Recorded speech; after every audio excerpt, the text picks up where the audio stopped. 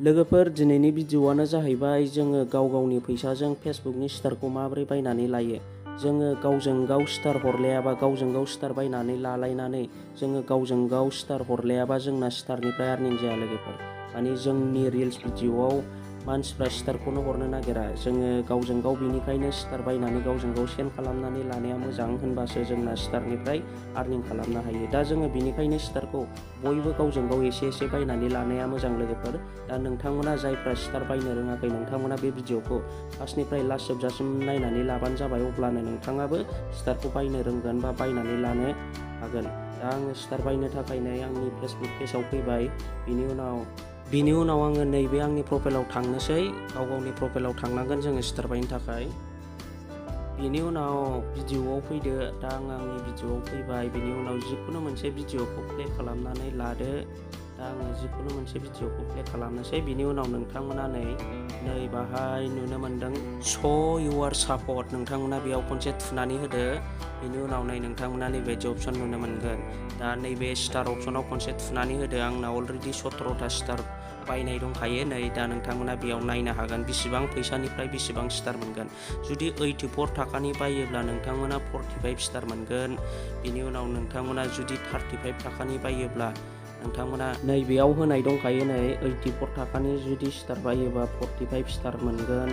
आरो नोंथांमोना गाहायाव नुनो मोनदों 35नि बायोब्ला नोंथांमोना 18टा स्टार मोनगोन। जुदि 100 थाखानि बायोब्ला 55 स्टार मोनगोन नोंथांमोना। दा आं नोंथांनि सिगाङाव 100 थाखानिखौ बायनानै देखायगोन।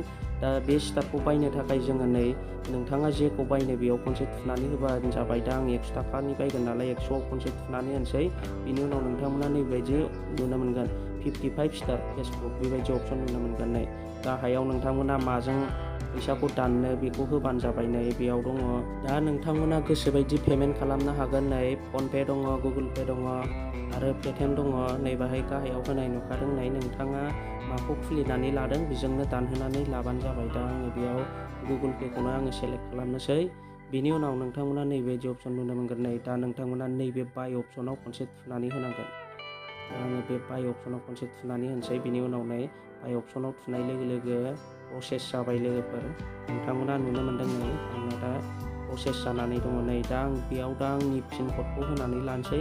दा नोंथांमोना बेयाव नुवाखै जानो हागौ, मानो होनोब्ला बियो स्क्रिन रेकर्ड खालामनाय भिडिअ लोगोफोर। दा बेयाव आङो आंनि सिक्रेट क'डखौ होनानै लानोसै, पिन क'डखौ।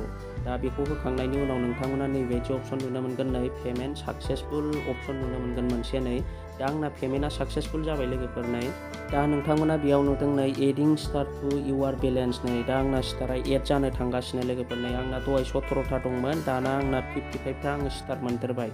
दा आंनि टटेल स्टारा जाहैबाय 72टा। नोंथांमोना बेयाव नुनो मोनदों।